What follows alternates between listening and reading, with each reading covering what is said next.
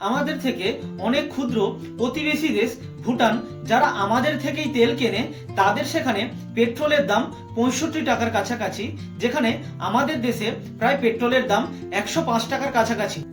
যেখানে আন্তর্জাতিক বাজারে 1 লিটার ক্রুড অয়েলের দাম 55 টাকার কাছাকাছি, প্লাস যদি ধরে নিই 4 টাকা পার লিটার ডিলারের ফিস, প্রায় টোটাল মিলিয়ে দাঁড়ায় 59 টাকা থেকে 60 টাকার কাছাকাছি।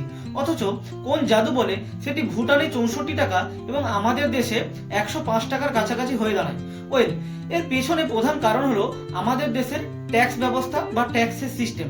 রাজ্য ট্যাক্স, সেন্টার সব মিলিয়ে প্রায় 40 টাকার কাছাকাছি ট্যাক্স পড়ে এবং যার ফলে 64 টাকা তেল গিয়ে দাঁড়ায় প্রায় 105 টাকাতে।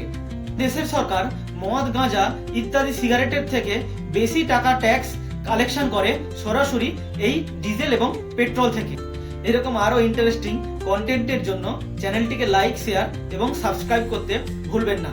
ধন্যবাদ।